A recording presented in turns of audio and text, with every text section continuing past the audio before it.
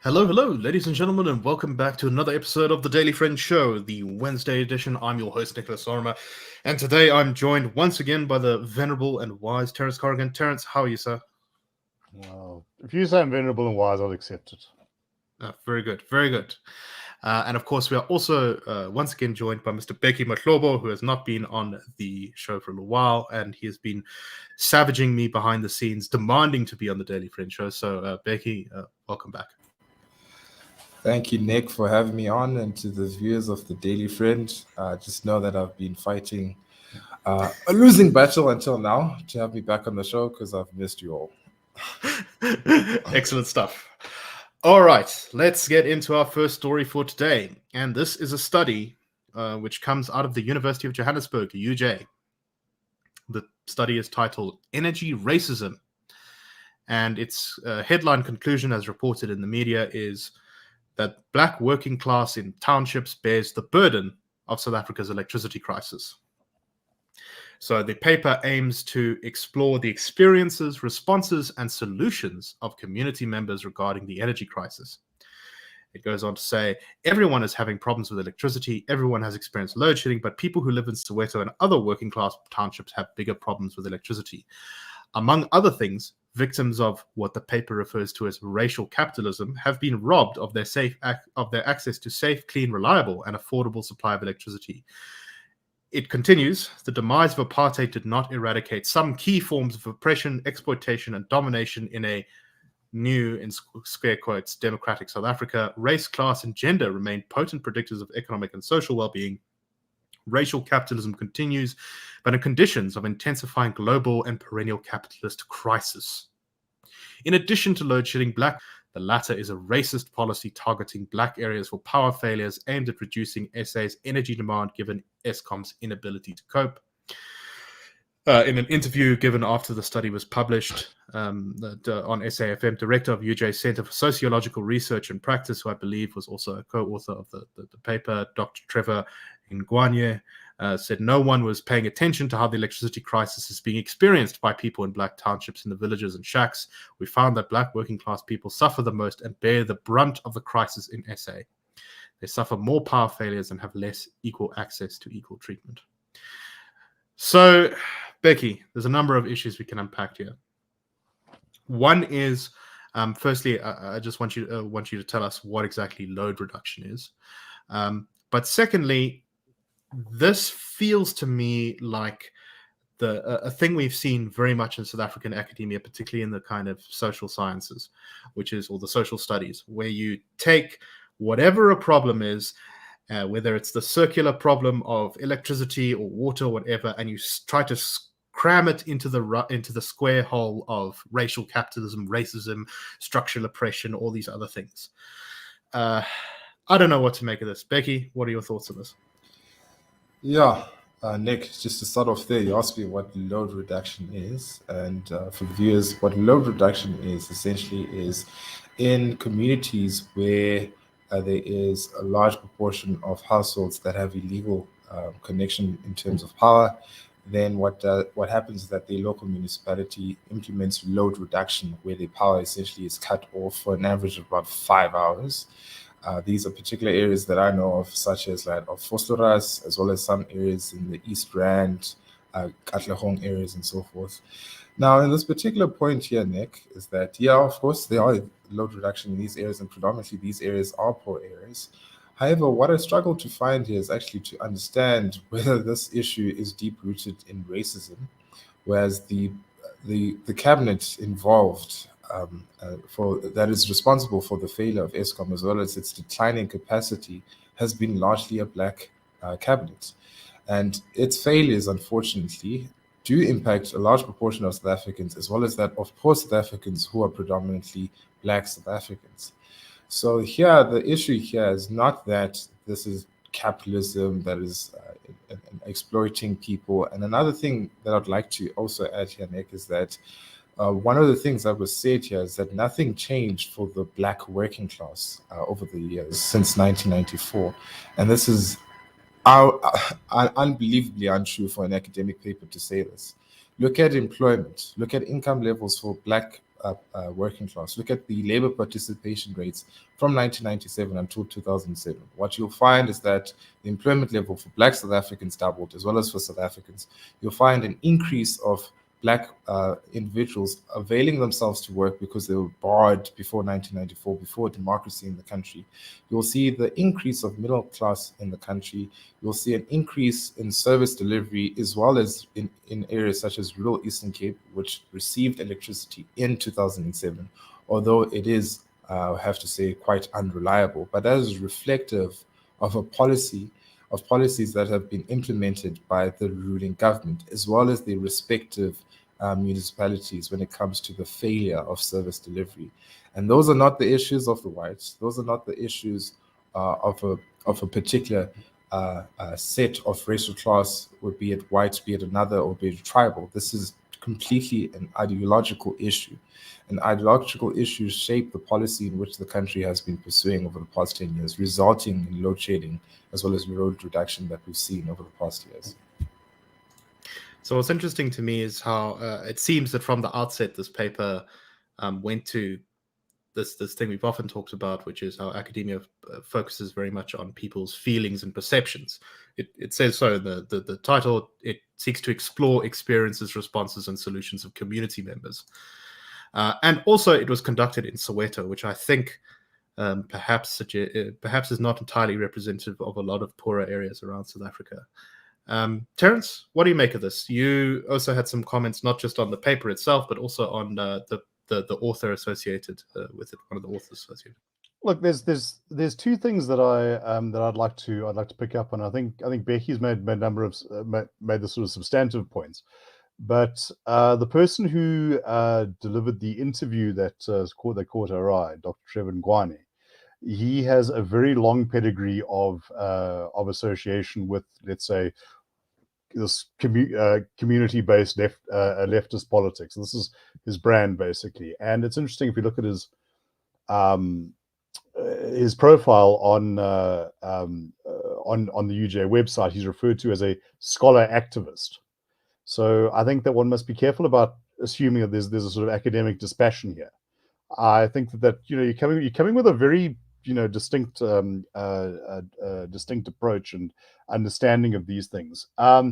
Secondly, I love the phrase "nobody talks about." We hear this all the time. Generally, it's saying that I'm throwing open the windows of truth and light because I'm talking about the thing nobody else has spoken about. I don't know where he gets this, because he's certainly been talking about this issue since the 1990s, and I'm old enough to remember that. So it's not that nobody is talking about it. And I think that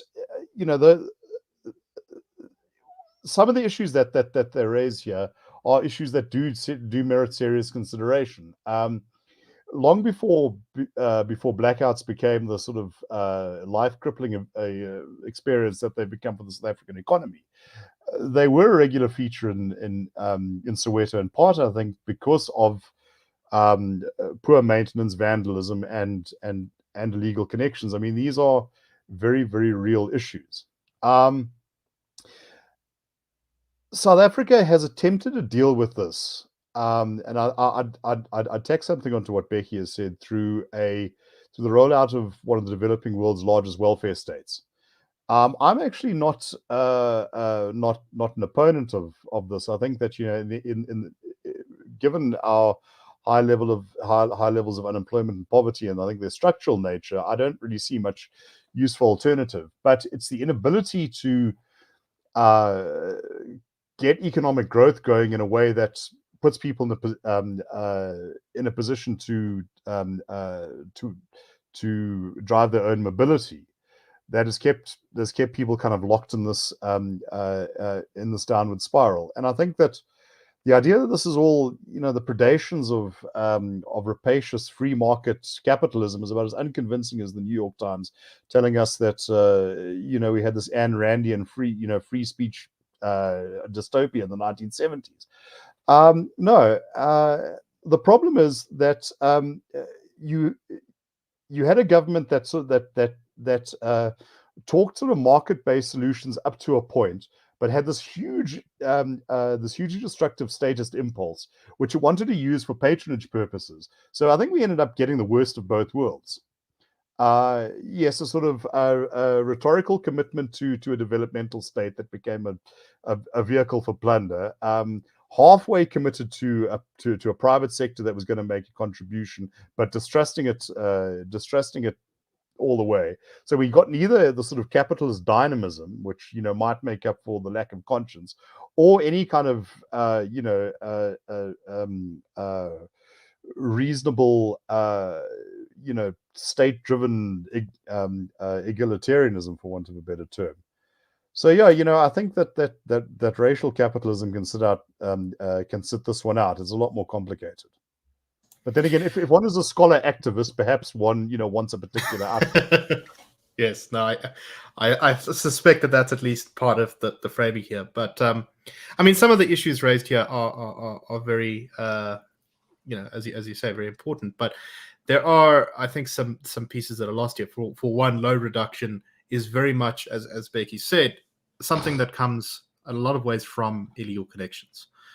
A lot of areas you have, often poor areas, you have a slightly older, more built-up area. Maybe it's got some bond houses, maybe it's RDP houses, and they are connected to the proper legal electricity grid. And then you'll have a new, sometimes informal, usually an informal settlement, squatter camp, that kind of thing, which pops up nearby, and people there, they want to get hooked into the electricity grid. So not willing to wait for government to do it, they will plug themselves into the mains themselves. And this causes an enormous amount of drama across South Africa's poorer areas, because the people who are in the legal area not only get hit by load reduction, which affects the whole area, regardless of whether you're legal or illegal, but their infrastructure often blows up. I know that in the area around in Joburg, around Riverlea, I've been there a couple of times, and I know some people there. They say that every now and again there's a squatter camp there that plugs into the electricity mains, and there's a giant explosion after a day or two, and everyone in the whole suburb loses power, and they have to come and replace a lot of electricity infrastructure. It's not really sustainable. Bheki, I just want to get your final thoughts on this topic in general, but also I think one of the ideas that is pushed by the sort of scholar activists here, and I came across this at WITS, is that the real problem here is that anyone is actually being charged for electricity or water, particularly the poor. That none of them should be charged for electricity or water. These are human rights, that they should be given to anyone. Is that the right approach? No, Nick, for the simple reason that humans respond towards incentive. If you make things free and for people not to pay for them, then what you're going to do is that you're going to allow people to respond to that incentive of that it's free, therefore I can use it whenever I like, I can use it how wasteful I would, and that would be a strain on everyone else, resulting in load shedding, more severe load shedding compared to the one that we're seeing right now.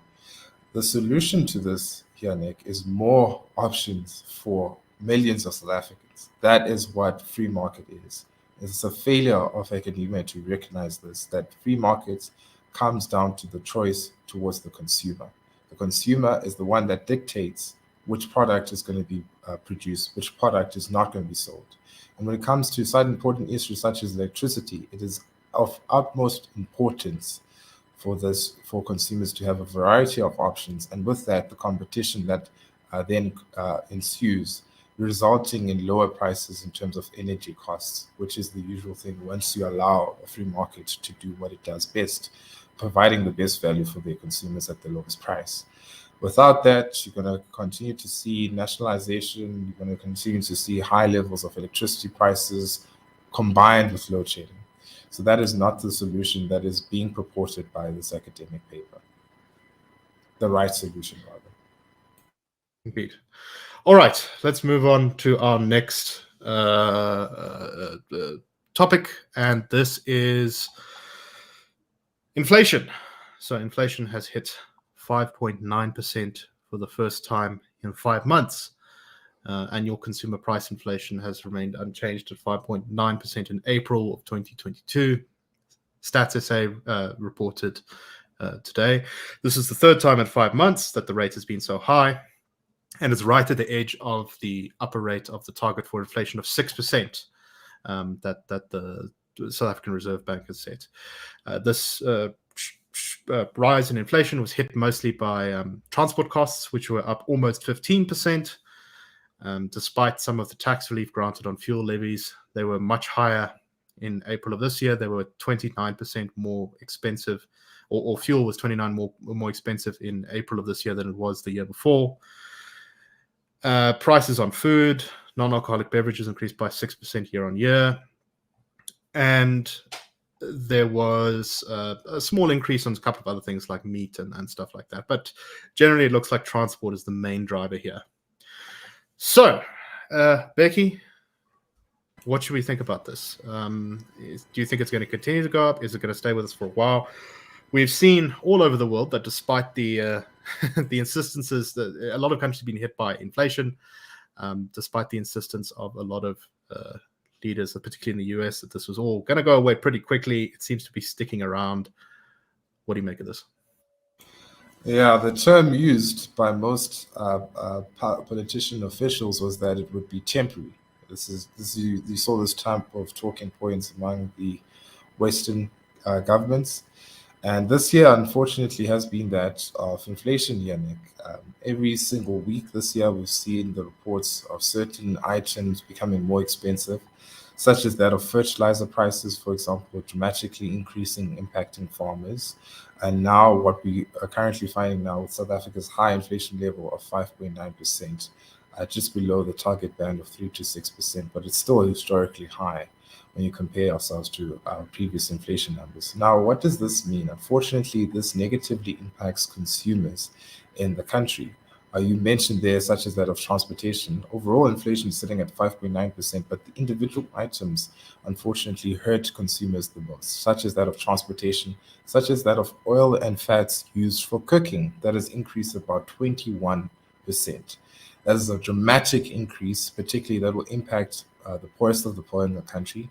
These are things used for cooking, for example, as well as the where do we see inflation heading in the next few weeks.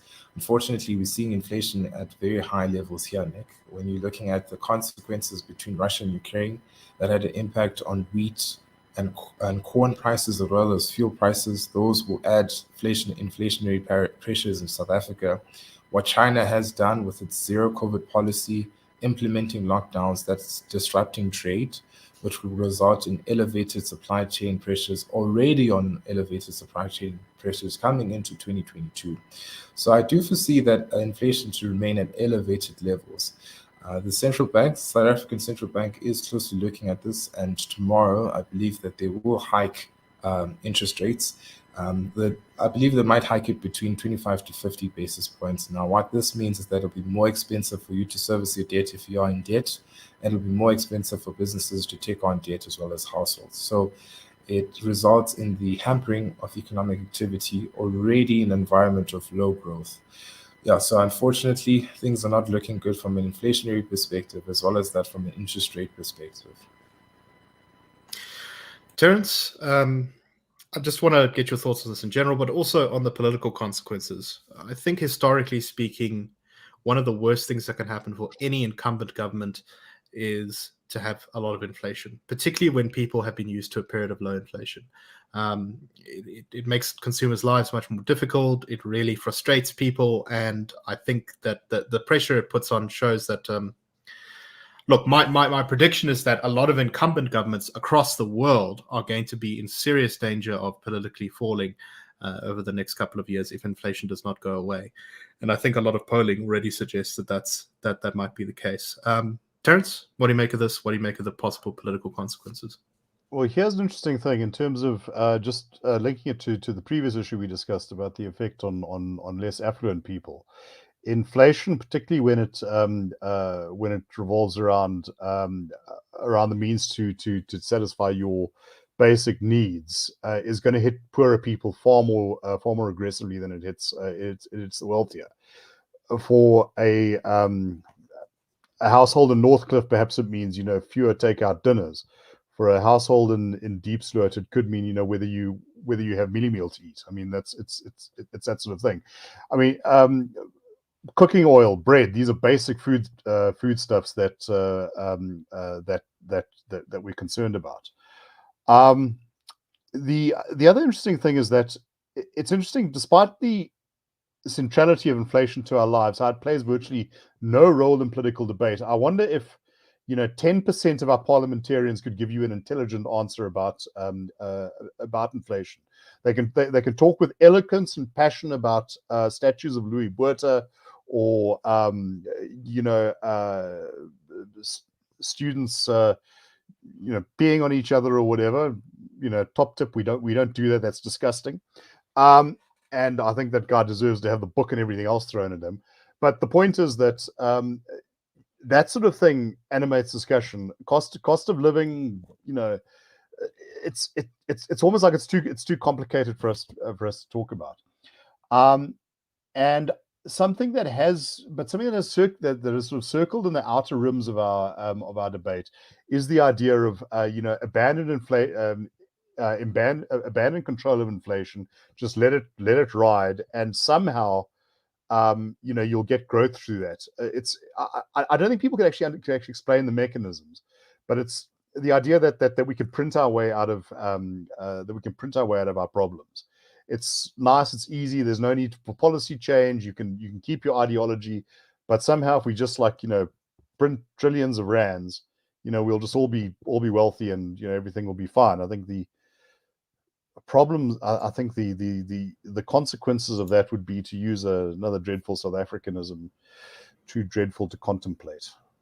Yeah, if I may add to Terence's point. Go ahead, Nick. And that was how do governments define inflation? If you ask the Biden administration, inflation is caused by the wealthy, extreme wealthy in the US. But it does have major implications when it comes to low-income countries such as that of other African countries here in Africa. If we just bring it a little bit back home, you can see here the correlation once you start to see the prices of basic necessities increasing dramatically, already in an environment where a large proportion of people are poor. I'm talking about the DRC, as well as here in South Africa, where 12.5 million South Africans have been without a job, looking at the latest unemployment numbers. That, unfortunately, foments an environment for political instability within the country, as well as that in other low-income countries around Africa, and as well as around the world. Yes, no, very important to keep in mind. All right, so let's move on to our next topic. And this is, I think, a story that you hear every now and again in SA, and one that I don't think we've talked about before on the show, but it's perhaps worth discussing some of what's going on, perhaps in the broader context that causes an incident like this. So I'm sure everyone's seen a story like this before. Some paramedics in Mpumalanga on Sunday were called out to a farm. They were told that there was a woman in labor and they needed to come help her. The person who called said, "Please, could you stop in this location on the side of the road and we will give you directions." This was also at night.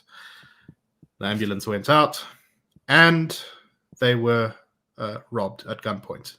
When they arrived at the place to receive their directions, they were held at gunpoint by several men who took them hostage, took their cell phones, tied them up with cable ties, kept them in the ambulance, and basically stripped the vehicle of all the valuable parts. Eventually, the victims managed to escape, alert their supervisor, and be rescued. But this is not the first time we've seen paramedics or ambulances attacked, robbed.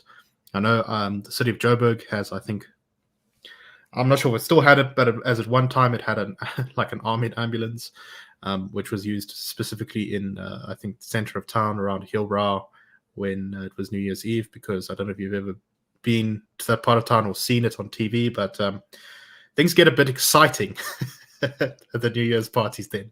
A lot of stuff gets thrown off of roofs and it's quite dangerous. So, you really must wonder, when people are abusing the medical emergency systems like this, it really, to me, suggests that we've got some serious problems with social trust. And I guess also this is just another indicator of how crime doesn't just mean that you lose your stuff. It really affects service delivery, because can you imagine being called out anywhere in that location in the future if the paramedics think they're going to be robbed? Terence, your thoughts?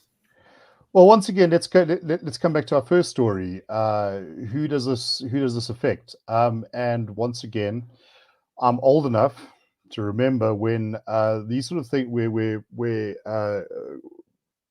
the debate around crime, there were deliberate attempts by senior politicians and officials, and this is the 1990s, to say, "Oh, this is just sort of a white racist suburban paranoia." I think Charles Nkukula was the Minister of Police and said, "We never hear complaints from township folk." To which one can just let out this a large cynical Has he ever laugh. talked to someone who lives in a township? Well, before? yeah. I mean, look. I mean, so there it is.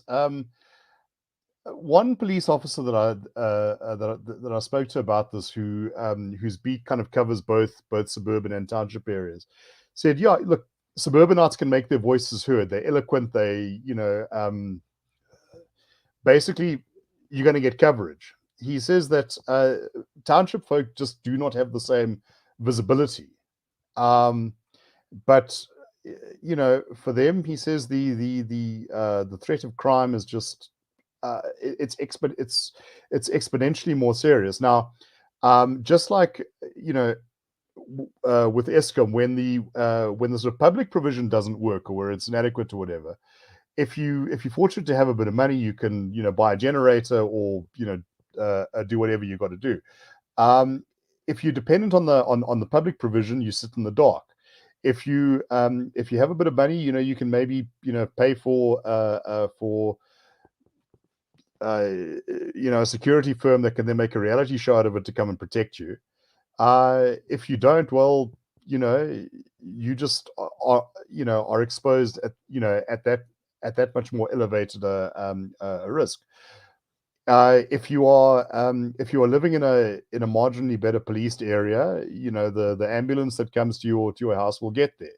If not, well, you end up with a situation. But yeah, I mean, many of these are cases of problems that were allowed to fester or were denied, and sooner or later they start to blow up in your face, and eventually you can't spin your way out of them. And yeah, it's people living in shacks in abject poverty who are going to suffer the worst fallouts of this. Bheki, your thoughts before we close up? 100% agree with Terence there, Nick. Another example is looking at Bolt and Uber drivers, for example. They will tell you the best stories of what happened to them. Unfortunately, not the best, the most horrific stories, rather, of what happens to them when they receive a request for a ride at a particular area, and then unfortunately they get robbed and their cars get hijacked, and then that leads them to be quite reluctant on going to those routes and picking up people in those routes, and unfortunately the people in those particular areas then suffer the consequences of not receiving those services. And to Terrence's point there, in township areas, crime is so large there that people do not even find the need to report it, largely due to the fact that they don't see that the police will do something about it. It happens for them on a daily occasion, and in often terms, unfortunately, they have to take matters into their own hands when it comes to mob justice, for example.